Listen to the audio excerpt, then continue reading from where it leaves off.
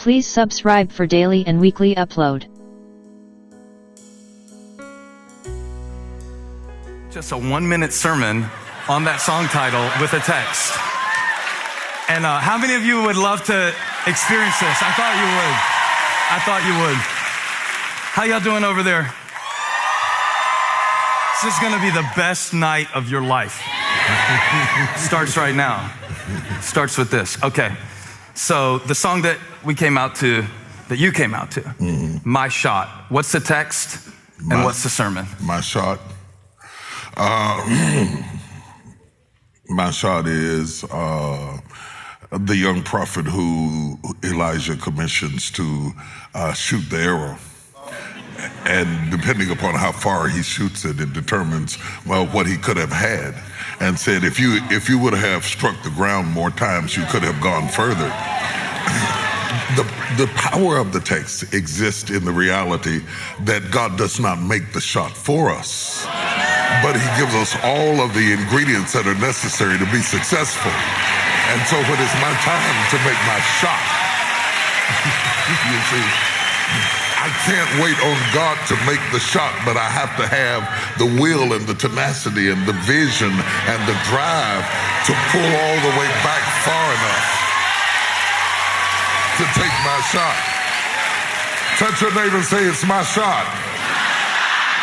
If I shouted for you when you had your shot, shout for me when I had my shot. If I was glad for you when you had your shot.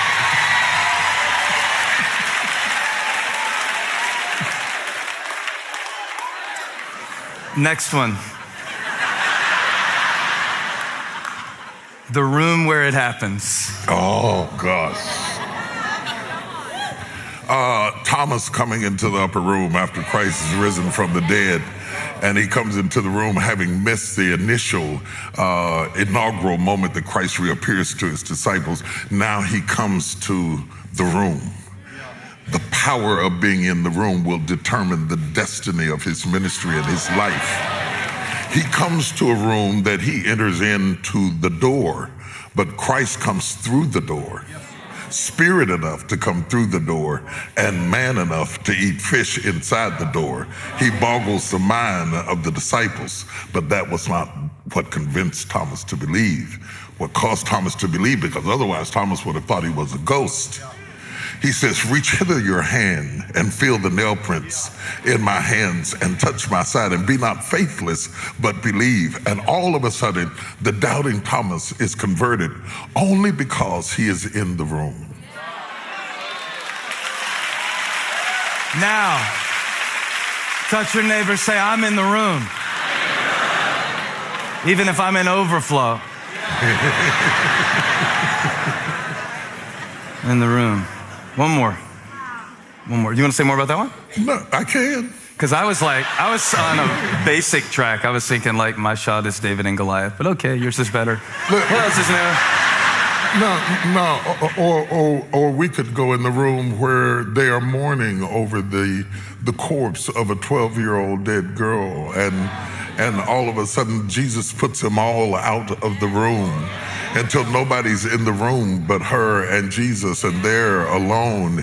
He raises her up from the dead because he has gone into the room with her, you know. And can you imagine what it would be like to be outside the door and certainly hear the sound of ruffling feet and think in yourself, who is that moving? I hear the scampering of little feet, and I know it could not be this girl because I know she is dead. I touched her and she was cold. I touched her and she was stiff. I touched her and I knew for sure that she was absolutely dead, but I hear the sound of the scampering of a 12-year-old's feet. Because she was in the room with the right person, she got back up again. So, my conclusion is, if everybody forsakes me and everybody leaves my room, as long as Jesus is in the room, I can still get back up again. So to all of you out there who are weeping over who walked out the room, who left you, who forsook you, who did not stand there with you, as long as you got Jesus in the room, you can still get back up again. I want to be in the room.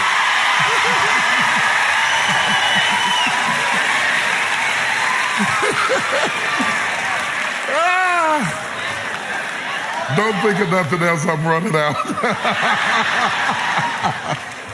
One more. Yeah, do it.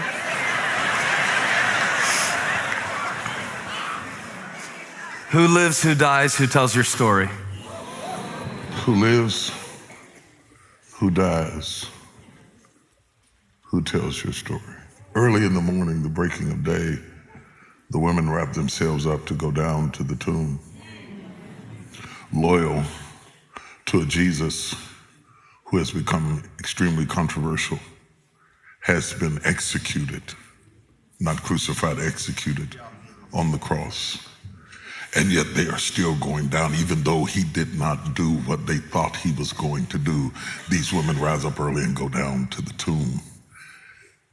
Only when they arrived at the tomb with the dew on the ground and the mist in the air and the fragrance of death still lurking in the inner chamber, the stone has been rolled away.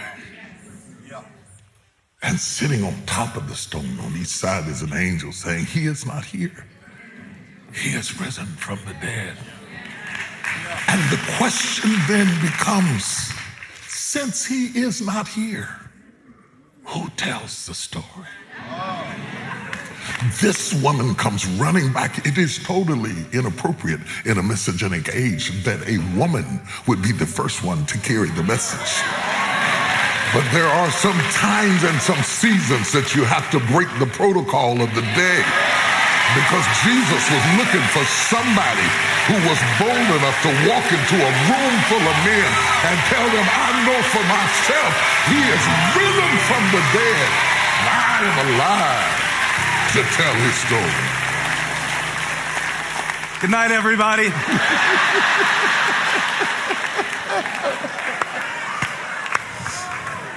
I thought that would be amazing. It was 100 times better than I ever imagined. You always amaze me. It was scary for me. Yeah, so I want to ask you that. I want to get into the content of the book, Crushing. God turns pressure into power. And I was thinking how last time you were here, you wrote soar. Yeah. S-O-A-R. It's like eagles on the cover and plane. Yeah. And now we're on crushing. Yeah. So what happened? They say one is not diabolically opposed to the other.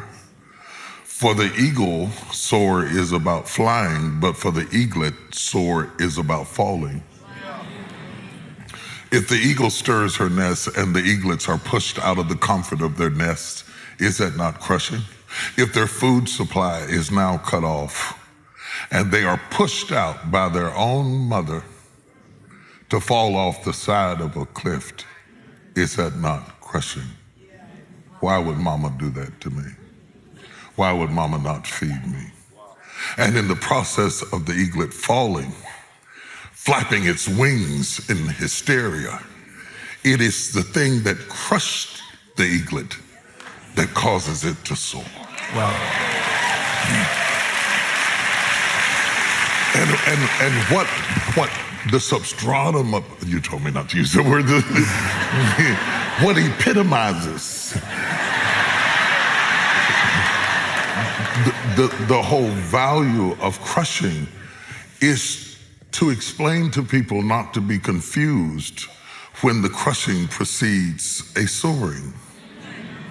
Because a lot of times, if we only tell you about soaring and we don't tell you about crushing, when something crushing happens in your life, it looks like what we preached is not true. Right? Whereas crushing is the process and soaring is the promise. You cannot have promise without process. And we live in a time where people preach more about the promises and less about the process. So what happens is when you come to church and you hear about the promise and you go home and you find yourself in the process, your life is a contradiction to your faith. But you are so loyal to Jesus that you would never admit that you are not seeing the manifestation of what your pastor is talking about in your life. And it looks like that you must be doing something wrong because they are talking about the blessings and the healing and the soaring and the power of God and the strength of God and how all things are yours and all promises are yea and amen, and you're the head and not the tail and above and not beneath. And then all of a sudden, in the midst of them saying all of those things, you are going home and dealing with marital issues, children who won't obey or comply, a sister who doesn't like you, a father who always preferred the other sister or daughter. And you're saying, how is my life in such shambles? Never realizing that those that God is going to anoint the most, he always crushes the most severely.